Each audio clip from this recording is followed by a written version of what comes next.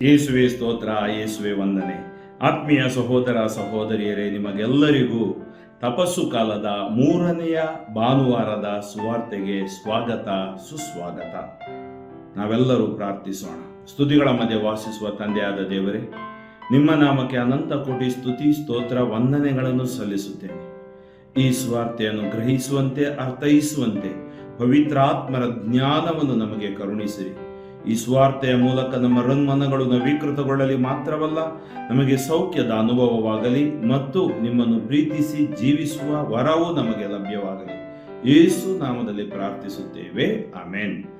ಆತ್ಮೀಯರೇ, ಇಂದಿನ ಮೊದಲನೆಯ ವಾಚನ ವಿಮೋಚನಾ ಕಾಂಡದಿಂದ ಅಧ್ಯಾಯ 17 ವಾಕ್ಯ 3ರಿಂದ 7. Exodus chapter 17 versus 3 to 7. ಜನರು ನೀರಿಲ್ಲದೆ ಬಾಯಾರಿಕೆಯ ಬೇಸರದಿಂದ ಮೋಶೆಯ ವಿರುದ್ಧ ಗೊಣಗುಟ್ಟಿದರು. ನೀನು ನಮ್ಮನ್ನು, ನಮ್ಮ ಮಕ್ಕಳನ್ನು ಹಾಗೂ ದನಕರುಗಳನ್ನು ಈಜಿಪ್ಟಿನಿಂದ ಕರೆದು ತಂದದ್ದು ಏಕೆ? ನೀರಿಲ್ಲದೆ ಸಾಯಿಸುವುದಕ್ಕೋ ಎಂದು ದೂರಿದರು. ಆಗ ಮೋಶೆ ಸರ್ವೇಶ್ವರನಿಗೆ ಮೊರೆಯಿಟ್ಟನು. ಈ ಜನರಿಗಾಗಿ ನಾನೇನು ಮಾಡಲಿ? ಅವರು ನನ್ನನ್ನು ಕಲ್ಲೆಸೆದು ಕೊಲ್ಲುವಂತಿದ್ದಾರೆ ಎಂದು ಪ್ರಾರ್ಥಿಸಿದನು. ಅದಕ್ಕೆ ಸರ್ವೇಶ್ವರ, ನೀನು ನೈಲ್ ನದಿಯನ್ನು ಹೊಡೆದ ಕೋಲನ್ನು ಕೈಯಲ್ಲಿ ಹಿಡಿದುಕೊಂಡು ಇಸ್ರಾಯೇಲರ ಹಿರಿಯರಲ್ಲಿ ಕೆಲವರನ್ನು ಕರೆದುಕೊಂಡು ನಾನು ತೋರಿಸುವ ಸ್ಥಳಕ್ಕೆ ಜನರ ಮುಂದೆ ಹೋಗು. ಅಲ್ಲೇ ಹೊರೇಬಿನಲ್ಲಿರುವ ಬಂಡೆಯೊಂದರ ಮೇಲೆ ನಾನೇ ನಿನ್ನ ಮುಂದೆ ನಿಲ್ಲುವೆನು. ಆ ಬಂಡೆಯನ್ನು ನೀನು ಹೊಡೆ. ಆಗ ಅದರಿಂದ ನೀರು ಹೊರಡುವುದು, ಜನರು ಕುಡಿಯಲಿ ಎಂದು ಅಪ್ಪಣೆ ಕೊಟ್ಟರು. ಹಾಗೆಯೇ ಮೋಶೆ ಇಸ್ರಾಯೇಲರ ಹಿರಿಯರ ಕಣ್ಣೆದುರಿನಲ್ಲೇ ಮಾಡಿದನು. ಸರ್ವೇಶ್ವರ ಸ್ವಾಮಿ ತಮ್ಮ ಮಧ್ಯೆ ಇದ್ದಾರೋ ಇಲ್ಲವೋ ಎಂದು ಇಸ್ರಾಯೇಲರು ಅಲ್ಲಿ ಪರೀಕ್ಷಿಸಿದ್ದರಿಂದ ಮೋಶೆ ಆ ಸ್ಥಳಕ್ಕೆ ಮಸ್ಸಾ ಎಂತಲೂ, ಜನರು ತನ್ನೊಡನೆ ವಾಗ್ವಾದ ಮಾಡಿದ್ದರಿಂದ ಮೆರೀಬಾ ಎಂತಲೂ ಹೆಸರಿಟ್ಟನು. ಕೀರ್ತನೆ 95. ಆತನ ಕರೆಗೆ ಕಿವಿಗೊಟ್ಟರೆನಿತೋ ಒಳಿತು ನೀವೆಂದೇ, ಕಲ್ಲಾಗಿಸಿಕೊಳ್ಳದಿರಿ ಹೃದಯವನ್ನು ನಿಮ್ಮ ಪೂರ್ವಜರಂತೆ. ಬನ್ನಿ ಸ್ತುತಿಗೀತೆ ಹಾಡೋಣ, ಬನ್ನಿ ಪ್ರಭುವಿಗೆ ಜಯಘೋಷ ಮಾಡೋಣ ನಮ್ಮ ರಕ್ಷಕ ದೇವನಿಗೆ. ಆತನ ಸನ್ನಿಧಿ ಸೇರೋಣ ಕೃತಜ್ಞತಾ ಸ್ತುತಿಯೊಂದಿಗೆ. ಜಯ ಜಯಕಾರ ಮಾಡೋಣ ಕೀರ್ತನೆಗಳಿಂದ ಆತನಿಗೆ. ಆತನ ಕರೆಗೆ ಕಿವಿಗೊಟ್ಟರೆನಿತೋ ಒಳಿತು ನೀವೆಂದೇ, ಕಲ್ಲಾಗಿಸಿಕೊಳ್ಳದಿರಿ ಹೃದಯವನ್ನು ನಿಮ್ಮ ಪೂರ್ವಜರಂತೆ. ಬನ್ನಿ ಆರಾಧಿಸೋಣ, ಬನ್ನಿ ಬಾಗಿ ವಂದಿಸೋಣ. ನಮ್ಮನ್ನು ಸೃಜಿಸಿದ ಪ್ರಭುವಿಗೆ ಸಾಷ್ಟಾಂಗವೆರಗೋಣ.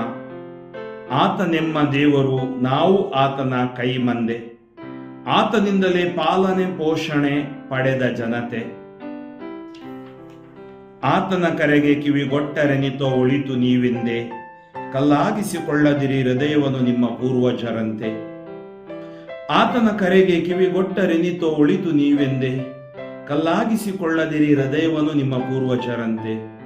ಮಿರಿಬಾದಲ್ಲಿ ಮಸ್ಸಾ, ಮರುಭೂಮಿಯಲ್ಲಿ ಅವರು ಮಾಡಿದಂತೆ ನೋಡಿದರಾದರೂ ನನ್ನ ಕಾರ್ಯಗಳನ್ನು ಅಲ್ಲವರು ಕೆಣಕಿದರು, ಪರಿಶೋಧಿಸಿದರು ನನ್ನನ್ನು. ಆತನ ಕರೆಗೆ ಕಿವಿಗೊಟ್ಟರೆನಿತೋ ಒಳಿತು ನೀವೆಂದೇ, ಆತನ ಕರೆಗೆ ಕಿವಿಗೊಟ್ಟರೆನಿತೋ ಒಳಿತು ನೀವೆಂದೇ, ಕಲ್ಲಾಗಿಸಿಕೊಳ್ಳದಿರಿ ಹೃದಯವನ್ನು ನಿಮ್ಮ ಪೂರ್ವಜರಂತೆ. ಸಂತ ಪೌಲನು ರೋಮನರಿಗೆ ಬರೆದ ಪತ್ರದಿಂದ ವಾಚನ, ಅಧ್ಯಾಯ 5 ವಾಕ್ಯಗಳು 1ರಿಂದ 2, 5ರಿಂದ 8. St. Paul's letter to the Romans chapter 5 verses 1 to 2, 5 to 8. ವಿಶ್ವಾಸದ ಮೂಲಕ ದೇವರೊಡನೆ ಸತ್ಸಂಬಂಧದಲ್ಲಿರುವ ನಾವು ನಮ್ಮ ಪ್ರಭು ಯೇಸು ಕ್ರಿಸ್ತರ ಮುಖಾಂತರ ದೇವರೊಡನೆ ಶಾಂತಿ ಸಮಾಧಾನದಿಂದಿರುತ್ತೇವೆ. ವಿಶ್ವಾಸದ ಮೂಲಕ ನಾವು ದೈವಾನುಗ್ರಹವನ್ನು ಸವಿಯುವಂತೆ ಯೇಸು ಕ್ರಿಸ್ತರು ದಾರಿ ತೋರಿಸಿದರು. ನಾವೀಗ ನೆಲೆಗೊಂಡಿರುವುದು ಆ ಅನುಗ್ರಹದಲ್ಲಿಯೇ. ಆದ್ದರಿಂದಲೇ ದೇವರ ಮಹಿಮೆಯಲ್ಲಿ ನಾವು ಪಾಲುಗೊಳ್ಳುತ್ತೇವೆಂಬ ಭರವಸೆಯಿಂದ ಹೆಮ್ಮೆ ಪಡುತ್ತೇವೆ. ಈ ನಂಬಿಕೆ ನಿರೀಕ್ಷೆಯು ನಮಗಿರುವುದರಿಂದ ನಮಗೆ ಆಶಾಭಂಗವಾಗುವುದಿಲ್ಲ. ಏಕೆಂದರೆ ನಮಗೆ ದಾನವಾಗಿ ದಯಪಾಲಿಸಿರುವ ಪವಿತ್ರಾತ್ಮ ಅವರ ಮುಖಾಂತರ ದೇವರು ತಮ್ಮ ಪ್ರೀತಿಯನ್ನು ನಮ್ಮ ಹೃದಯಗಳಲ್ಲಿ ಧಾರಾಳವಾಗಿ ಸುರಿಸಿದ್ದಾರೆ. ನಾವು ಪಾಪದಿಂದ ದುರ್ಬಲರಾಗಿದ್ದಾಗಲೇ ನಿಯಮಿತ ಕಾಲದಲ್ಲಿ ಕ್ರಿಸ್ತ ಯೇಸು ಪಾಪಿಗಳಿಗೋಸ್ಕರ ಪ್ರಾಣ ತ್ಯಾಗ ಮಾಡಿದರು. ನೀತಿವಂತನಿಗಾಗಿ ಒಬ್ಬನು ತನ್ನ ಪ್ರಾಣ ಕೊಡುವುದು ವಿರಳ. ಸತ್ಪುರುಷನಿಗಾಗಿ ಒಬ್ಬನು ತನ್ನ ಪ್ರಾಣವನ್ನು ಕೊಟ್ಟನು. ಆದರೆ ನಾವಿನ್ನು ಪಾಪಿಗಳಾಗಿರುವಾಗಲೇ ಕ್ರಿಸ್ತ ಯೇಸು ನಮಗೋಸ್ಕರ ಪ್ರಾಣ ತ್ಯಾಗ ಮಾಡಿದರು. ಇದರಿಂದ ನಮ್ಮ ಮೇಲೆ ದೇವರಿಗಿರುವ ಪ್ರೀತಿ ಎಷ್ಟೊಂದು ವ್ಯಕ್ತವಾಗುತ್ತದೆ. ಘೋಷಣೆ: ನಿತ್ಯ ಸೌಭಾಗ್ಯದ ಅರಸರಾದ ಪ್ರಭು ಯೇಸುವೆ, ನಿಮಗೆ ಸ್ತುತಿಯಾಗಲಿ. ಲೋಕೋದ್ಧಾರಕ ಇವರೇ ಎಂದು ನಮಗೀಗ ತಿಳಿಯಿತು. ನಿತ್ಯ ಜೀವವನ್ನು ತರುವಂತ ನೀರನ್ನು ನನಗೆ ಕೊಡಿ, ಏಕೆಂದರೆ ಇನ್ನು ಮುಂದೆ ನನಗೆ ದಾಹವಾಗದಿರಲಿ. ನಿತ್ಯ ಸೌಭಾಗ್ಯದ ಅರಸರಾದ ಪ್ರಭು ಯೇಸುವೆ, ನಿಮಗೆ ಸ್ತುತಿಯಾಗಲಿ. ಸಂತ ಯೋವಾನನು ಬರೆದ ಶುಭ ಸಂದೇಶದಿಂದ ವಾಚನ. ಅಧ್ಯಾಯ 4, ವಾಕ್ಯಗಳು 5-42. ಯೋವಾನ, ಜಾನ್ ಚಾಪ್ಟರ್ 4 verses 5-42. ಯೇಸು ಸಮಾರ್ಯದ ಸಿಕಾರ್ ಎಂಬ ಊರನ್ನು ಬಂದು ತಲುಪಿದರು. ಈ ಊರಿನ ಪಕ್ಕದಲ್ಲೇ ಯಾಕೋಬನು ತನ್ನ ಮಗನಾದ ಜೋಸೆಫನಿಗೆ ಕೊಟ್ಟ ಭೂಮಿ ಇದೆ. ಅಲ್ಲೇ ಯಾಕೋಬನ ಬಾವಿಯೂ ಇದೆ. ಪಯಣದಿಂದ ಬಳಲಿದ್ದ ಯೇಸು ಬಾವಿಯ ಬಳಿ ಕುಳಿತುಕೊಂಡರು. ಆಗ ಸುಮಾರು ಮಧ್ಯಾಹ್ನದ ಹೊತ್ತು ಒಬ್ಬ ಸಮಾರ್ಯದ ಮಹಿಳೆ ನೀರು ಸೇದಲು ಅಲ್ಲಿಗೆ ಬಂದಳು. ಆಗ ಯೇಸು, ಕುಡಿಯಲು ಕೊಂಚ ನೀರು ಕೊಡು ಎಂದು ಕೇಳಿದರು. ಶಿಷ್ಯರು ಊಟಕ್ಕೆ ಏನಾದರೂ ಕೊಂಡು ತರುವುದಕ್ಕೆ ಊರಿನೊಳಗೆ ಹೋಗಿದ್ದರು. ಅದಕ್ಕೆ ಆಕೆ, ನೀವು ಯಹೂದ್ಯರು, ನಾನು ಸಮಾರ್ಯದವಳು, ಹೀಗಿರುವಲ್ಲಿ ನೀವು ನನ್ನಿಂದ ನೀರು ಕೇಳಬಹುದೇ ಎಂದಳು. ಯಹೂದ್ಯರಿಗೂ ಸಮಾರ್ಯದವರಿಗೂ ಹೊಕ್ಕು ಬಳಕೆ ಇರಲಿಲ್ಲ. ಆಗ ಯೇಸು, ದೇವರು ಕೊಡುವ ವರದಾನವನ್ನು ಮತ್ತು ಕುಡಿಯಲು ನಿನ್ನಿಂದ ನೀರು ಕೇಳುತ್ತಿರುವ ವ್ಯಕ್ತಿಯನ್ನು ನೀನು ಅರಿತಿದ್ದರೆ ಆಗ ನೀನೇ ಆತನಲ್ಲಿ ಬೇಡುತ್ತಿದ್ದೆ, ಆತನು ನಿನಗೆ ಜೀವ ಜಲವನ್ನು ಕೊಡುತ್ತಿದ್ದನು ಎಂದು ಉತ್ತರ ಕೊಟ್ಟರು. ಅದಕ್ಕೆ ಆಕೆ, ನೀರು ಸೇದುವುದಕ್ಕೆ ನಿಮ್ಮಲ್ಲಿ ಏನೂ ಇಲ್ಲ, ಬಾವಿಯೂ ಆಳವಾಗಿದೆ. ಹೀಗಿರುವಲ್ಲಿ ನಿಮಗೆ ಜೀವಜಲ ಎಲ್ಲಿಂದ ಬಂದೀತು? ನಮಗೆ ಈ ಬಾವಿಯನ್ನು ಕೊಟ್ಟವನು ನಮ್ಮ ಪಿತಾಮಹ ಯಾಕೋಬನು. ಆತನು, ಆತನ ಮಕ್ಕಳು ಮತ್ತು ದನ ಕರುಗಳು ಇದೇ ಬಾವಿಯ ನೀರನ್ನು ಕುಡಿದರು. ಅಂಥ ಪಿತಾಮಹನಿಗಿಂತ ತಾವು ದೊಡ್ಡವರೋ ಎಂದಳು. ಆಗ ಯೇಸು, ಈ ನೀರನ್ನು ಕುಡಿಯುವ ಎಲ್ಲರಿಗೂ ಮತ್ತೆ ದಾಹವಾಗುತ್ತದೆ. ಆದರೆ ನಾನು ಕೊಡುವ ನೀರನ್ನು ಕುಡಿದವನಿಗೆ ಎಂದಿಗೂ ದಾಹವಾಗದು. ಆ ನೀರು ಅವನಲ್ಲಿ ಉಕ್ಕಿ ಹರಿಯುವ ಬುಗ್ಗೆಯಾಗಿ ನಿತ್ಯ ಜೀವವನ್ನು ತರುತ್ತದೆ ಎಂದು ಉತ್ತರ ಕೊಟ್ಟರು. ಅದಕ್ಕೆ ಆಕೆ, ಸ್ವಾಮಿ, ಅಂಥ ನೀರನ್ನು ಕೊಡಿ, ಇನ್ನು ಮುಂದೆ ನನಗೆ ದಾಹವಾಗದಿರಲಿ. ನೀರು ಸೇದಲು ಇಷ್ಟು ದೂರ ಬರುವುದು ತಪ್ಪಲಿ ಎಂದಳು. ಅದಕ್ಕೆ ಯೇಸು, ಹೋಗಿ ನಿನ್ನ ಗಂಡನನ್ನು ಕರೆದುಕೊಂಡು ಬಾ ಎಂದರು ಎಂದು ಹೇಳಿದರು. ಆಕೆ, ನನಗೆ ಗಂಡನಿಲ್ಲ ಎಂದಳು. ಗಂಡನಿಲ್ಲವೆಂದು ಸರಿಯಾಗಿ ಹೇಳಿದೆ. ನಿನಗೆ 5 ಜನ ಗಂಡಂದಿರು ಇದ್ದರು, ಈಗ ನಿನ್ನೊಡನೆ ಇರುವವನು ನಿನ್ನ ಗಂಡನಲ್ಲ. ನೀನು ಹೇಳಿದ್ದು ಸರಿಯೇ ಎಂದರು ಯೇಸು ಸ್ವಾಮಿ. ಅದಕ್ಕೆ ಆ ಮಹಿಳೆ, ಸ್ವಾಮಿ, ತಾವು ಪ್ರವಾದಿ ಎಂದು ನನಗೀಗ ತಿಳಿಯಿತು. ನಮ್ಮ ಪೂರ್ವಜರು ಈ ಬೆಟ್ಟದ ಮೇಲೆ ದೇವರನ್ನು ಆರಾಧಿಸುತ್ತಿದ್ದರು. ಆದರೆ ಆರಾಧಿಸತಕ್ಕ ಕ್ಷೇತ್ರ ಇರುವುದು ಜೆರುಸಲೇಮಿನಲ್ಲೇ ಎಂದು ಯಹೂದ್ಯರಾದ ನೀವು ಹೇಳುತ್ತೀರಲ್ಲ ಎಂದಳು. ಆಗ ಯೇಸು, ತಾಯಿ, ನಾನು ಹೇಳುವುದನ್ನು ಕೇಳು. ಪಿತನ ಆರಾಧನೆಗೆ ಈ ಬೆಟ್ಟಕ್ಕೂ ಬರಬೇಕಾಗಿಲ್ಲ, ಜೆರುಸಲೇಮಿಗೂ ಹೋಗಬೇಕಾಗಿಲ್ಲ. ಅಂಥ ಕಾಲವೂ ಬರುವುದು, ನೀವು ಆರಾಧಿಸುವುದು ಯಾರೆಂದು ನಿಮಗೇ ತಿಳಿಯದು. ನಾವು ಆರಾಧಿಸುವುದು ಯಾರೆಂದು ನಮಗೆ ತಿಳಿದಿದೆ, ಏಕೆಂದರೆ ಲೋಕೋದ್ಧಾರಕ ಬರುವುದು ಯಹೂದ್ಯರಿಂದಲೇ. ಕಾಲ ಬರುವುದು, ಅದು ಈಗಲೇ ಬಂದಿದೆ. ಇನ್ನು ಮೇಲೆ ನಿಜವಾದ ಆರಾಧಕರು ಪಿತನನ್ನು ಆತ್ಮದಿಂದಲೂ ಸತ್ಯದಿಂದಲೂ ಆರಾಧಿಸುವರು. ಅಂಥವರೇ ತಮ್ಮನ್ನು ಆರಾಧಿಸಬೇಕೆಂದು ಪಿತ ಆಶಿಸುತ್ತಾರೆ. ದೇವರು ಆತ್ಮಸ್ವರೂಪಿ, ಅವರನ್ನು ಆತ್ಮದಿಂದಲೂ ಸತ್ಯದಿಂದಲೂ ಆರಾಧಿಸತಕ್ಕದ್ದು ಎಂದು ಹೇಳಿದರು. ಆಕೆ, ಅಭಿಷಿಕ್ತನಾದ ಲೋಕೋದ್ಧಾರಕ ಬರುವನೆಂದು ನಾನು ಬಲ್ಲೆ. ಆತನು ಬಂದಾಗ ಎಲ್ಲವನ್ನು ತಿಳಿಸುವನು ಎಂದು ಹೇಳಿದಳು.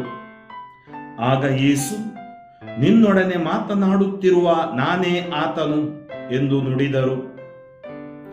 ಅಷ್ಟರಲ್ಲಿ ಹಿಂದಿರುಗಿ ಬಂದ ಶಿಷ್ಯರು ಯೇಸು ಆ ಮಹಿಳೆಯೊಡನೆ ಮಾತನಾಡುತ್ತಿರುವುದನ್ನು ಕಂಡು ಆಶ್ಚರ್ಯಪಟ್ಟರು. ಆದರೆ ಏನು ಬೇಕು ಎಂದು ಆಕೆಯನ್ನಾಗಲಿ ಆಕೆಯೊಡನೆ ಏಕೆ ಮಾತನಾಡುತ್ತಿದ್ದೀರಿ ಎಂದು ಯೇಸುವನ್ನಾಗಲಿ ಅವರು ಕೇಳಲಿಲ್ಲ. ಆ ಮಹಿಳೆ ತನ್ನ ಕೊಡವನ್ನು ಅಲ್ಲಿಯೇ ಬಿಟ್ಟು ಊರಿಗೆ ನಡೆದಳು. ನಾನು ಮಾಡಿದ್ದ ಕೃತ್ಯಗಳನ್ನೆಲ್ಲ ಕಂಡಂತೆ ತಿಳಿಸಿದ ಒಬ್ಬ ವ್ಯಕ್ತಿ ಅಲ್ಲಿ ಇದ್ದಾರೆ, ಬಂದು ನೋಡಿ. ಅವರೇ ಅಭಿಷಿಕ್ತನಾದ ಲೋಕೋದ್ಧಾರಕ ಯಾಕಾಗಿರಬಾರದು ಎಂದು ಊರಿನ ಜನರನ್ನು ಕರೆದಳು. ಅವರು ಯೇಸುವಿನ ಬಳಿಗೆ ಬಂದರು. ಈ ಮಧ್ಯೆ ಶಿಷ್ಯರು, ಗುರುದೇವ, ಊಟ ಮಾಡಿ ಎಂದು ಯೇಸುವನ್ನು ಒತ್ತಾಯ ಮಾಡಿದರು. ಆಗ ಯೇಸು, ನಿಮಗೆ ತಿಳಿಯದಂತ ಆಹಾರ ನನ್ನಲ್ಲಿದೆ ಎಂದರು. ಶಿಷ್ಯರು ಯಾರಾದರೂ ಅವರಿಗೆ ತಿನ್ನಲು ತಂದು ಕೊಟ್ಟಿರಬಹುದೇ ಎಂದು ಮಾತನಾಡಿಕೊಂಡರು. ಯೇಸು ಅವರಿಗೆ, ನನ್ನನ್ನು ಕಳುಹಿಸಿದಾತನ ಚಿತ್ತವನ್ನು ನೆರವೇರಿಸುವುದೇ ನನಗೆ ಆಹಾರ. ಆತನು ಕೊಟ್ಟ ಕಾರ್ಯಗಳನ್ನು ಪೂರೈಸುವುದೇ ನನಗೆ ತಿಂಡಿ ತೀರ್ಥ. ಇನ್ನು 4 ತಿಂಗಳು ಆದ ಮೇಲೆ ಸುಗ್ಗಿ ಬರುತ್ತದೆ ಎಂದು ನೀವು ಹೇಳುವುದಿಲ್ಲವೇ? ಇಗೋ, ಕಣ್ಣು ಹಾಯಿಸಿ ನೋಡಿ, ಬಲಿತು ಕೊಯ್ಲಿಗೆ ಬಂದಿರುವ ಹೊಲಗಳನ್ನು ನೋಡಿ. ಕೊಯ್ದವನು ಈಗಾಗಲೇ ಕೂಲಿಯನ್ನು ಪಡೆಯುತ್ತಾನೆ. ಅವನು ನಿತ್ಯ ಜೀವಕ್ಕೆ ಫಲವನ್ನು ಕೂಡಿಸಿಡುತ್ತಾನೆ. ಹೀಗೆ ಬಿತ್ತುವವನು ಕೊಯ್ಯುವವನು ಒಟ್ಟಿಗೆ ಸಂತೋಷ ಪಡುತ್ತಾರೆ. ಬಿತ್ತುವವನೊಬ್ಬ, ಕೊಯ್ಯುವವನಿನ್ನೊಬ್ಬ ಎಂಬ ನಾಣ್ಣುಡಿ ನಿಜವಾದುದು. ನೀವು ದುಡಿಯದ ಎಡೆಯಲ್ಲಿ ಕೊಯ್ಲು ಮಾಡಲು ನಾನು ನಿಮ್ಮನ್ನು ಕಳುಹಿಸಿದ್ದೇನೆ. ದುಡಿದವರು ಬೇರೆ, ಅವರ ದುಡಿಮೆಯ ಫಲ ಬರುವುದು ನಿಮ್ಮ ಪಾಲಿಗೆ ಎಂದು ಹೇಳಿದರು. ನಾನು ಮಾಡಿದ ಕೃತ್ಯಗಳನ್ನೆಲ್ಲ ಕಂಡಂತೆ ಹೇಳಿದ ವ್ಯಕ್ತಿ ಎಂದು ಸಾರಿದ ಮಹಿಳೆಯ ಮಾತಿನಿಂದ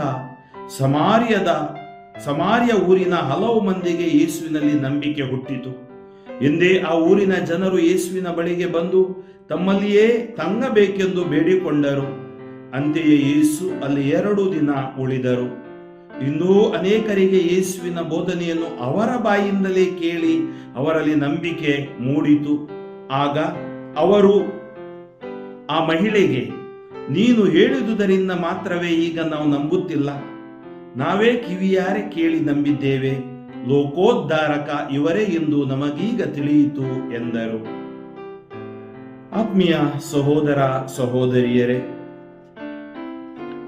ಕಳೆದ ಭಾನುವಾರ ನಾವು ರೂಪಾಂತರದ ಕುರಿತು ಧ್ಯಾನ ಮಾಡಿದೆವು. ಅದರ ಹಿಂದಿನ ಭಾನುವಾರ ಯೇಸುವಿನ ಶೋಧನೆಗಳು. ಇವತ್ತು ಯೇಸು ಹೇಗೆ ನಿತ್ಯ ಜೀವವಾಗುತ್ತಾರೆ ಎಂಬುದಾಗಿ ಈ ಘಟನೆ ನಮಗೆ ತಿಳಿಸಿಕೊಡುತ್ತದೆ. ಈ ಘಟನೆಗಳು 1ನೇ ವಾಚನದಲ್ಲಿ ನಾವು ಆ ಬಂಡೆಯಿಂದ ಪಾನ ಕೊಡುವುದನ್ನು ನೋಡ್ತೀವಿ.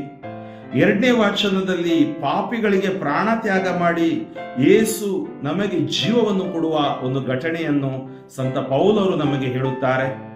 ಹಾಗೆ 3ನೇ ವಾಚನದಲ್ಲಿ ಸಮಾರ್ಯದ ಮಹಿಳೆಗೆ ನಿತ್ಯ ಜೀವದೆಡೆಗೆ ಯೇಸು ಕರೆದೊಯ್ಯುತ್ತಾರೆ ಮತ್ತು ಶಿಷ್ಯರ ಪ್ರೇಷಿತರ ಸುವಾರ್ಥ ಕಾರ್ಯ ಏನು ಎಂಬುದಾಗಿ ಅವರಿಗೆ ಮನದಟ್ಟು ಮಾಡಿಕೊಡುತ್ತಾರೆ.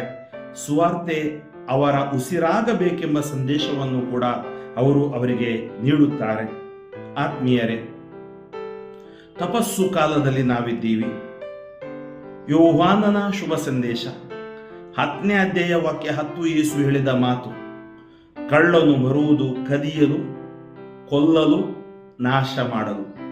ನಾನು ಬಂದುದು ಜೀವ ನೀಡಲು, ಯಥೇಚ್ಛವಾಗಿ ಜೀವ ನೀಡಲು. ಯೋಹಾನ 6:37, ನನ್ನಲ್ಲಿಗೆ ಬರುವವನನ್ನು ನಾನೆಂದಿಗೂ ತಳ್ಳಿ ಬಿಡುವುದೇ ಇಲ್ಲ. ಯೋಹಾನ 7:37, ಬಾಯಾರಿದವನು ನನ್ನಲ್ಲಿ ಬರಲಿ, ನನ್ನಿಂದ ಕುಡಿಯಲಿ, ನನ್ನಿಂದ ಕುಡಿಯುವವನ ಹೃದಯದಲ್ಲಿ ಜೀವಜಲವು ಹೊನಲು ಹೊನಲಾಗಿ ಹರಿಯುವುದು. ಆ ಜೀವಜಲ ಪವಿತ್ರಾತ್ಮ. ಅದನ್ನೇ ಯೋಹಾನನ ಶುಭ ಸಂದೇಶ 14, 15, 16ನೇ ಅಧ್ಯಾಯದಲ್ಲಿ ನಾವು ಓದ್ತೀವಿ.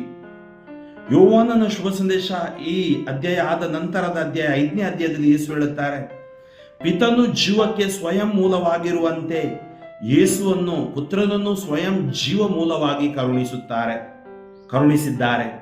ಅಂದರೆ ನಮಗೆ ಯೇಸು ಸ್ವಾಮಿ ನಿತ್ಯ ಜೀವವನ್ನು ಕೊಡುತ್ತಾರೆ. ಯೇಸು ಸ್ವಾಮಿಯಲ್ಲಿ ನಮಗೆ ಶಾಶ್ವತ ರಕ್ಷಣೆ ಇದೆ.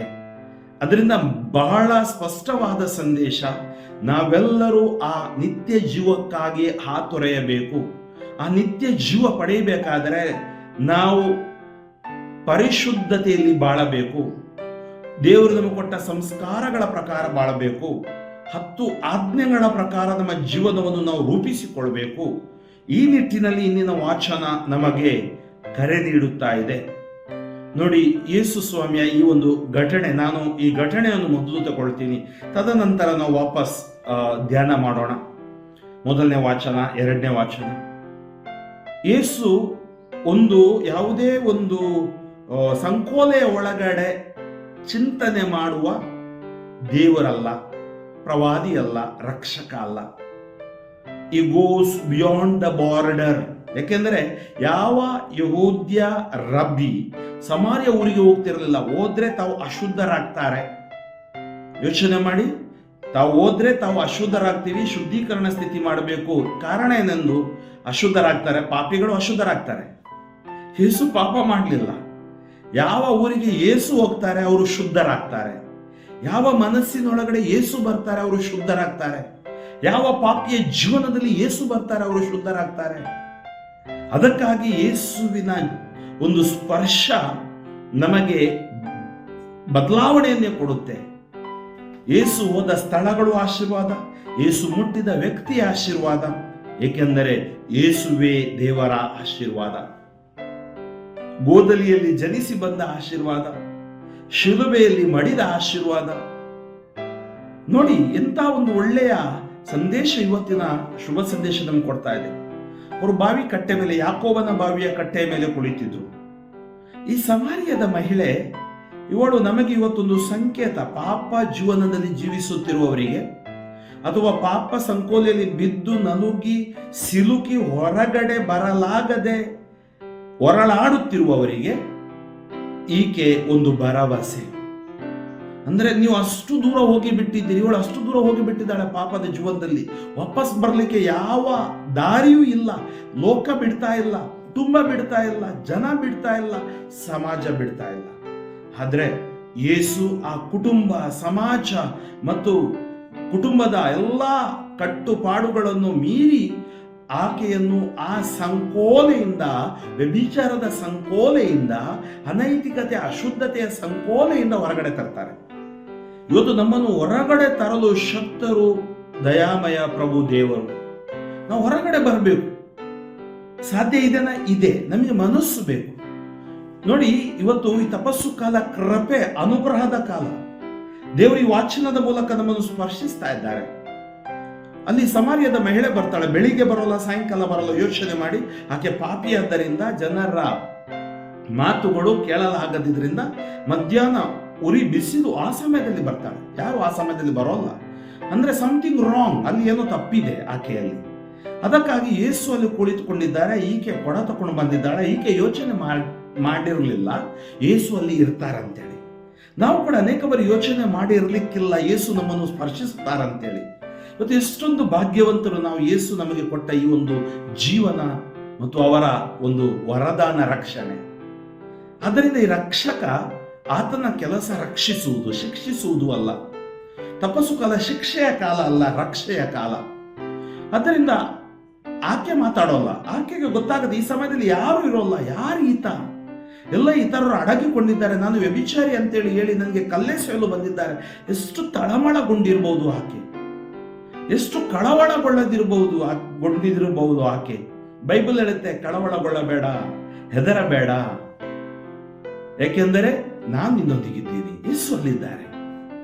ಆಕೆ ಕೊಡ ಏನೋ ಸಿಕ್ಕಿಸಿ ಇನ್ನು ಬಾವಿಗೆ ಇಳಿಸಬೇಕು ಅನ್ನೋಷ್ಟರಲ್ಲಿ ಯೇಸು ಹೇಳ್ತಾ, ಕೊಡಿಯಲು ಕೊಂಚ ನೀರು ಕೊಡು. ನೋಡಿ, ನಿಜವಾಗಿ ದಾಹಗೊಂಡದ್ದು ಆ ಮಹಿಳೆ, ಯೇಸು ಅಲ್ಲ. ಆದ್ರೆ ಯೇಸು ಸಂವಾದ ಸ್ಟಾರ್ಟ್ ಮಾಡ್ತಾರೆ. ಎಮ್ಮಾವು ಗ್ರಾಮದಲ್ಲಿ ಯೇಸು ಸಂವಾದ ಸ್ಟಾರ್ಟ್ ಮಾಡಿದ್ರು. ಎಲ್ಲೋ ಒಂದು ಕೊಠಡಿಯಲ್ಲಿ ಕೂತ್ಕೊಂಡು ಅಲ್ಲ, ಬದಲಾಗಿ ಜನರ ಮಧ್ಯೆ, ಜನರ ಕಷ್ಟಗಳಿಗೆ ಸ್ಪಂದಿಸುತ್ತಾ, ಜನರೊಡನೆ ಬೆರೆಯುತ್ತಾ, ಜನರಿಗೆ ಸತ್ಯದ ಮಾರ್ಗವನ್ನು ಯೇಸು ತೋರಿಸ್ತಾ ಇದ್ದಾರೆ. ಅಂದ್ರೆ ಪ್ರತಿಯೊಂದು ಆತ್ಮವು, ಪ್ರತಿಯೊಂದು ವ್ಯಕ್ತಿಯೂ ಅವರಿಗೆ ಬಹಳ ಅಮೂಲ್ಯ. ನೀ ನನಗೆ ಅಮೂಲ್ಯನು. ಆಕೆ ಹೇಳ್ತಾಳೆ, ನೀವು ಯಹೂದ್ಯರು, ನಾನು ಸಮಾರ್ಯದವಳು. ಏಕೆಂದರೆ ನಾನು ನಿಮಗೆ ನೀರು ಕೊಡ್ಲಿಕ್ಕೆ ಆಗುವುದಿಲ್ಲ. ನೋಡಿ, ಜಾತಿ, ಮತ, ಧರ್ಮ, ಭಾಷೆ ಇದೆಲ್ಲ ಪಕ್ಷಪಾತ.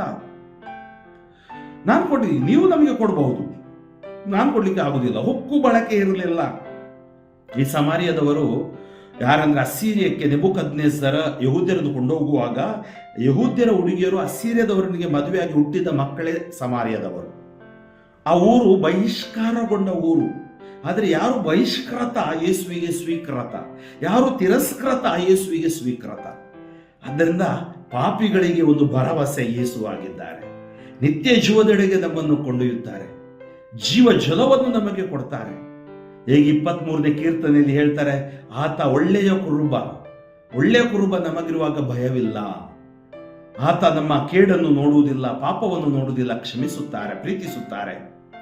ಯೇಸು ಆಕೆಯನ್ನು ಪ್ರೀತಿಸಿದರು ಮತ್ತು ಹೇಳಿದರು, ನಿನ್ನಿಂದ ನೀರನ್ನು ಕುಡಿಯಲು ಕೇಳುವನು ಯಾರೆಂದು ಹರಿತಿದ್ದರೆ ನೀನೇ ಆತನಲ್ಲಿ ಕೇಳುತ್ತಿದ್ದೆ. ದೇವರ ವರದಾನ ಗೊತ್ತಿಲ್ಲ ನಿನಗೆ, ನಿನ್ನಲ್ಲಿ ಮಾತನಾಡುವವನು ಯಾರು ಗೊತ್ತಿಲ್ಲ. ಇವತ್ತು ಅನೇಕ ಬಾರಿ ನಮಗೆ ಯೇಸು ಯಾರಂತ ಗೊತ್ತಿಲ್ಲ, ವರದಾನ ಪವಿತ್ರಾತ್ಮ ಯಾವುದಂತ ಗೊತ್ತಿಲ್ಲ. ತದನಂತರ ಅವರೊಡನೆ ಮಾತುಕತೆ ನಡೀತಾ ಇದೆ. ಆವಾಗ ಆಕೆಗೆ ಯೇಸುವಿನ ಮಾತು ಮನವರಿಕೆ ಆಗುತ್ತೆ. ನೋಡಿ, ಇವತ್ತು ಶುಭ ಸಂದೇಶ ಮನವರಿಕೆ ಆದ್ರೆ ಮಾತ್ರ ಸಾಲದು, ಅದನ್ನು ನಾವು ಪಾಲಿಸಬೇಕು, ಜೀವಿಸಬೇಕು. ಸ್ನಾನಿಕ ಯೋಬನ ಸೆರೆಮನೆಯಲ್ಲಿರುವಾಗ ಸುವಾರ್ತೆ ಸಾರಿತು. ಇವನಿಗೆ ಮನವರಿಕೆ ಆಗ್ತಾ ಇತ್ತು. ಯಾರಿಗೆ? ಹೆರೋದನಿಗೆ. ಆದ್ರೆ ಹೆರೋದನಿಗೆ ತನ್ನ ಪಾಪ ಜೀವನವನ್ನು ಬಿಡಲಾಗ್ತಿರಲಿಲ್ಲ. ಅವನು ಅದನ್ನು ಸ್ವೀಕರಿಸುವುದಾಗ್ತಿರಲಿಲ್ಲ. ಯಾಕಂದ್ರೆ ಅವನು ಅನೈತಿಕ ಜೀವನ ಜೀವಿಸ್ತಿದ್ದ. ಈಕೆಯು ಅನೈತಿಕ ಜೀವನದಲ್ಲಿದ್ದಾಳೆ. ಯೇಸು ಸ್ವಾಮಿ ಹೇಳ್ತಾರೆ, ನನಗೆ ಅಂತ ಜೀವ ಜಲ ಕೊಟ್ಟುಬಿಡಿ, ಅಂದ್ರೆ ಆ ವರದಾನ ಕೊಡಿ, ಆ ಪವಿತ್ರಾತ್ಮ ಕೊಡಿ, ಆ ಪಾವಿತ್ರ್ಯತೆ ಕೊಡಿ, ಆ ಪರಿಶುದ್ಧತೆ ಕೊಡಿ. ಅವಾಗ ಯೇಸು ಹೇಳ್ತಾರೆ, ಹೋಗು, ನಿನ್ನ ಗಂಡನನ್ನು ಕರ್ಕೊಂಡು ಬಾ, ಕೊಡ್ತೀನಿ. ತಕ್ಷಣ ನೋಡಿ, ಯಾಕೆ ಮನಸ್ಸನ್ನು ಗಂಡನಿಲ್ಲ. ತಕ್ಷಣ ಯೇಸು ಹೇಳ್ತಾರೆ, ನೀನು ಗಂಡನಿಲ್ಲ ಅಂತ ಹೇಳಿದ್ದು ಸರಿ, ನೀನು ತಪ್ಪು ಮಾತಾಡಿಲ್ಲ. ನೋಡಿ, ಆಕೆ ತಪ್ಪಿತಸ್ಥಳು ಹೌದು, ಅಶುದ್ಧಳು ಹೌದು, ಅಥವಾ ಅನೈತಿಕತೆಯಲ್ಲಿ ಇದ್ರೂ ಯೇಸು ಆಕೆಯ ಮಾತಿನಲ್ಲೇ ಆಕೆಗೆ ಭರವಸೆ ಕೊಡ್ತಾರೆ. ನೀನು ತಪ್ಪು ಮಾತಾಡಿಲ್ಲ, ಕರೆಕ್ಟ್ ಹೇಳಿದ್ಯಾ ನೀನು. ಇಷ್ಟರ ತನಕ 5 ಮಂದಿ ಆದ್ರು, ಈಗ ಇರುವವನು 6ನೇ ಅವನು ಗಂಡನಲ್ಲ, ಅವರು ಗಂಡ ಆಗುವುದಿಲ್ಲ. ಅಂದರೆ ಅನೈತಿಕ ಜೀವನದಲ್ಲಿ ಜೀವಿಸುವವರು ನಿನ್ನ ಗಂಡಂದಿರಾಗುವುದಿಲ್ಲ. ಆ ಜೀವನ ಒಳ್ಳೆಯದಲ್ಲ. ಇವತ್ತು ಎಷ್ಟೋ ಮಂದಿ ಲೋಕದಲ್ಲಿ ಅನೈತಿಕತೆಯಲ್ಲಿ ಬಿದ್ದು ಹೊರಳಾಡ್ತಾ ಇದ್ದಾರೆ, ಹೊರಗಡೆ ಬರ್ಲಿಕ್ಕೆ ಆಗ್ತಾ ಇಲ್ಲ. ನೋಡಿ, ಇವತ್ತು ನಾವು ಉಪವಾಸ ಮಾಡಬೇಕು ಅಂದ್ರೆ ಇಂಥ ಚಿಂತನೆಗಳಿಂದ, ಇಂಥ ದುಷ್ಕೃತ್ಯಗಳಿಂದ ಹೊರಗಡೆ ಬರಬೇಕು. ದೇವರು ಕೊಟ್ಟದ್ದು ಸಂಸ್ಕಾರಗಳ ಮೂಲಕ ಪತಿ ಪತ್ನಿಯರನ್ನು ಒಂದಾಗುವಂತೆ, ಅಲ್ಲಿ ಬೇರೆಯವರಿಗೆ ಪ್ರವೇಶ ಇಲ್ಲ. ಅದು ಅಶುದ್ಧತೆ, ಅದು ಪಾಪ. ಯೇಸುವೆ ನಮ್ಮ ಆ ಪಾಪಗಳನ್ನು ಕ್ಷಮಿಸಿ ಅಂತೇಳಿ ನಾವು ಬೇಡೋಣ. ಆ ಮಹಿಳೆ ಏನ್ ಮಾಡ್ತಾಳೆ? ಆ ಮಹಿಳೆ ತದನಂತರ ಯೇಸುನೊಟ್ಟಿಗೆ ಮಾತಾಡ್ತಾಳೆ. ನೋಡಿ, ನೀವು ಹೇಳ್ತೀರಿ ಯಹೂದ್ಯರು ಆರಾಧನಾ ಸ್ಥಳ ಇಲ್ಲಿ. ಯೇಸು ಏನ್ ಹೇಳ್ತಾರೆ? ನಿಜವಾದ ಆರಾಧಕರು ಸತ್ಯದಲ್ಲೂ ಆತ್ಮದಲ್ಲೂ. ಸತ್ಯ ಯಾರು? ಯೇಸುವೇ ಸತ್ಯ, ದೇವರೇ ಸತ್ಯ, ಪರಮತ್ರಿತ್ವರೇ ಸತ್ಯ. ಸತ್ಯದಲ್ಲೂ ಹಾಗೂ ಆತ್ಮ, ಪವಿತ್ರಾತ್ಮ. ಇವತ್ತು ನಾವು ಪವಿತ್ರಾತ್ಮ ಮುಖಾಂತರ ದೇವರನ್ನು ಆರಾಧಿಸ್ತೀವಿ, ಯೇಸು ನಾಮದಲ್ಲಿ ಪ್ರಾರ್ಥಿಸ್ತಾ ಇದ್ದೀವಿ, ಆರಾಧಿಸುವರು. ಅವಾಗ ಕೇಳ್ತಾರೆ, ಲೋಕೋದ್ಧಾರಕ ಬರ್ತಾರೆ, ಅವರೆಲ್ಲ ನಮ್ಗೆ ಹೇಳ್ತಾರೆ, ಅದೆಲ್ಲ ಗೊತ್ತು. ಅವಾಗ ಯೇಸು ಸ್ವಾಮಿ ಸ್ಪಷ್ಟವಾಗಿ ಹೇಳ್ತಾರೆ, ನಿನ್ನೊಡನೆ ಮಾತನಾಡುವನು ಆತನೇ ನಾನು ಲೋಕೋದ್ಧಾರಕ. ನೋಡಿ, ಯೇಸು ಸ್ಪಷ್ಟವಾಗಿ ಆಕೆಗೆ ಪ್ರಕಟಪಡಿಸುತ್ತಾರೆ. ಆತ್ಮೀಯರೇ, ಆಕೆಗೆ ಮಾತ್ರವಲ್ಲ, ನನಗೂ ನಿಮಗೂ ಪ್ರಕಟಪಡಿಸುತ್ತಾರೆ. ತದನಂತರ ಆಕೆ ಕೊಡದಲ್ಲಿ ನೀರು ಕೊಂಡೋಗಲ್ಲ, ಜೀವಜಲದಿಂದ ತುಂಬಿ ಶಾಂತಿ ಸಮಾಧಾನ ಆಕೆಯದಾಯಿತು. ಪ್ರಭುವಿನ ಸ್ಪರ್ಶ ಆಕೆಗೆ ನೀಡಿತು ಹರ್ಷ. ಯೇಸು ಸ್ಪರ್ಶವಾಯಿತು. ಯೇಸು ಸ್ಪರ್ಶದಿ ಆನಂದವು, ಯೇಸು ಸ್ಪರ್ಶದಿ ಆರೋಗ್ಯವು, ಯೇಸು ಸ್ಪರ್ಶದಿ ಅಭಿಷೇಕವು, ಯೇಸು ಸ್ಪರ್ಶದಿ ಸಂಭ್ರಮವು. ಹೌದು, ಯೇಸು ಸ್ಪರ್ಶ ಆಕೆಗೆ ಸ್ಪರ್ಶವಾಯಿತು. ಊರಿಗೆ ಓಡಿ ಹೋದು, ಊರಿನ ಜನರಿಗೆಲ್ಲರಿಗೆ ಮನವರಿಕೆ ಮಾಡಿತು. ಆ ಊರಿನ ಜನರೆಲ್ಲರನ್ನು ಯೇಸು ಬಳಿಗೆ ಕರೆತಂದ್ರು. ತದನಂತರ ಯೇಸು ಅವರ ಊರಿಗೆ ಹೋದರು. 2 ದಿನ ಊರಿನಲ್ಲಿ ತಂಗಿದ್ರು, ಸುವಾರ್ತೆ ಸಾರಿದ್ರು. ಆ ಊರನ್ನು ನಿತ್ಯ ಜೀವ ಅನುಭವಿಸುವಂತೆ ಅವರಿಗೂ ಸಂರಕ್ಷಣೆಯ ಸಂದೇಶವನ್ನು ಸಾರಿದರು. ಅದನ್ನೇ ಶಿಷ್ಯರಿಗೆ ಅವರು ಹೇಳ್ತಾ ಇದ್ದಾರೆ. ನೋಡ್ರಿ, ಏನು ಹೇಳ್ತಾ ಇದ್ದಾರೆ ಅವರು? ನೀವು ಊಟ ಮಾಡಿ. ಇವರು ಊಟ ತರಲಿಕ್ಕೆ ಹೋದವರು ಊಟ ಮಾಡಿ ಬಂದಿದ್ದಾರೆ, ಯೇಸುವಿಗೆ ಊಟ ತಗೊಂಡು ಬಂದಿದ್ದಾರೆ. ಹಾಗೂ ಯೇಸು ಹೇಳ್ತಾರೆ, ನನ್ನನ್ನು ಕಳುಹಿಸಿದಾತನ ಚಿತ್ತವನ್ನು ನೆರವೇರಿಸುವುದೇ ನನಗೆ ಆಹಾರ. ಆತನು ಕೊಟ್ಟ ಕಾರ್ಯಗಳನ್ನು ಪೂರೈಸುವುದೇ ನನಗೆ ತಿಂಡಿ ತೀರ್ಥ. ಆಮೇಲೆ ಅವರು ಹೇಳ್ತಾರೆ ನೋಡಿ, ಇಗೋ ಇನ್ನು ಕಣ್ಣು ಹಾಯಿಸಿ ನೋಡಿ, ಬಲಿತು ಕೊಯ್ಲಿಗೆ ಬಂದಿರುವ ಹೊಲವನ್ನು ನೋಡಿ, ಕೊಯ್ದವನು ಈಗಾಗಲೇ ಕೂಲಿಯನ್ನು ಪಡೆಯುತ್ತಾನೆ. ಕೊಯ್ದವನಂದ್ರೆ ಸ್ವಾರ್ಥ ಸಾರಿದವನು, ಅವನು ನಿತ್ಯ ಜೀವಕ್ಕೆ ಫಲವನ್ನು ಕೂಡಿಸಿಡುತ್ತಾನೆ. ಇಂಥ ಸ್ವಾರ್ಥ ಕಾರ್ಯ ಮಾಡುವವನು, ಒಳ್ಳೆಯದನ್ನು ಮಾಡುವವನು ನಿತ್ಯ ಜೀವಕ್ಕೆ ಫಲವನ್ನು ಕೂಡಿಸಿಡುತ್ತಾನೆ. ಹೀಗೆ ಬಿತ್ತುವವನು ಕೊಯ್ಯುವವನು ಒಟ್ಟಿಗೆ ಸಂತೋಷ ಪಡ್ತಾರೆ. ಬಿತ್ತುವವನೊಬ್ಬ, ಕೊಯ್ಯುವವನಿನ್ನೊಬ್ಬ ಎಂಬ ನಾಣ್ಣುಡಿ ನಿಜವಾದುದು. ನೀವು ದುಡಿಯದ ಎಡೆಯಲ್ಲಿ ಕೊಯ್ಲು ಮಾಡಲು ನಾನು ನಿಮ್ಮನ್ನು ಕಳುಹಿಸಿದ್ದೇನೆ. ಕೇವಲ ಯಹೂದ್ಯರಿಗೆ ಮಾತ್ರವಲ್ಲ, ಸಮಾರ್ಯದವರಿಗೂ ಎಲ್ಲರಿಗೂ ಸ್ವಾರ್ಥ, ಜಗದೆಲ್ಲರಿಗೂ ಸ್ವಾರ್ಥ ಸಾರಿರಿ. ದುಡಿದವರು ಬೇರೆ, ಅವರ ದುಡಿಮೆಯ ಫಲ ಬರುವುದು ನಿಮ್ಮ ಪಾಲಿಗೆ ಎಂದು ಹೇಳಿದರು. ಅವರಿಗೆ ಸ್ಪಷ್ಟಪಡಿಸುತ್ತಾರೆ ನಿಮ್ಮ ಪ್ರೇಷಿತ ಕಾರ್ಯ ಏನು. ನಾವು ಸುಮ್ಮನೆ ನನ್ನೊಟ್ಟಿಗೆ ನೀವಿಲ್ಲ 11 ಮಂದಿ ಉಂಡಾಡಿ ತಿಂದು ಹೋಗ್ಲಿಕ್ಕೆ ಬದಲಾಗಿ ಇದನ್ನು ಗ್ರಹಿಸಿಕೊಳ್ಳಿ. ಎಂಥ ಒಂದು ಶ್ರೇಷ್ಠ ಅದ್ಭುತ ಯೇಸು ಮಾಡ್ತಾರೆ. ಹಳೆ ಒಡಂಬಡಿಕೆಯಲ್ಲಿ ನಾವು ನೋಡಿದ್ದೇವೆ, ಮೊದಲನೇ ವಾಚನದಲ್ಲಿ ಮೋಶೆ ವಿರುದ್ಧ ಜನ ಗೊಣಗಾಡುವಾಗ ಸರ್ವೇಶ್ವರನಿಗೆ ಮೋಶೆ ಮೊರೆ ಇಟ್ಟಾಗ ದೇವರು ಹೇಳ್ತಾರೆ, ಆ ಬೆತ್ತವನ್ನು, ನಿನ್ನಲ್ಲಿರುವ ಕೋಲನ್ನು ನೀನು ಬಂಡೆಗೆ ಹೊಡಿ. ಆ ಬಂಡೆಯಿಂದ ಪಾನವನ್ನು ಕೊಡ್ತಾರೆ. ಆ ಬಂಡೆಯಿಂದ ಅಂದ್ರೆ ಪಾನ, ಎಲ್ಲಿ ಇಲ್ಲದ ನೀರನ್ನು ದೇವರು ಕೊಡ್ತಾರೆ, ಜೀವಜಲವನ್ನು ಅವರಿಗೆ ಕೊಡ್ತಾರೆ. ಮತ್ತು ಆ ಸ್ಥಳಕ್ಕೆ ಮಾಸ್ಸ ಮತ್ತು ಮೆರೀಬಾ, ಅದಕ್ಕೆ ನೀವು ಇವತ್ತಿನ ಕೀರ್ತನೆಯಲ್ಲಿ ಆಲಿಸಿದ್ರಿ, ಆತನ ಕರೆಗೆ ಕಿವಿಗೊಟ್ಟರೆ ನಿಂತೋ ಉಳಿತು ನೀವಿಂದೆ ಕಲ್ಲಾಗಿಸಿಕೊಳ್ಳದಿರಿ ಹೃದಯವನ್ನು ನಿಮ್ಮ ಪೂರ್ವಜರಂತೆ. ಅನೇಕ ಬಾರಿ ಅವರು ಏನ್ ಮಾಡಿದ್ರು, ದೇವರನ್ನು ಪರೀಕ್ಷಿಸಿದ್ರು, ಹೃದಯ ಕಲ್ಲಾಗಿರಿಸಿದ್ರು. ನಾವು ಹಾಗೆ ಮಾಡಬಾರ್ದು. ಅದಕ್ಕೆ ನಾವು ಪ್ರಭುವಿಗೆ ಸ್ತುತಿಗೀತೆ ಹಾಡಬೇಕು, ಪ್ರಭುವಿನ ಜೊತೆಗೆ ಜೀವಿಸಬೇಕು, ಪ್ರಭುವನ್ನು ಆರಾಧಿಸಬೇಕು, ಹಾಗೂ ಪ್ರಭುವಿನ ಜೊತೆಯಲ್ಲಿ ನಮ್ಮ ಬಾಳನ್ನು ಸಾಗಿಸಬೇಕು.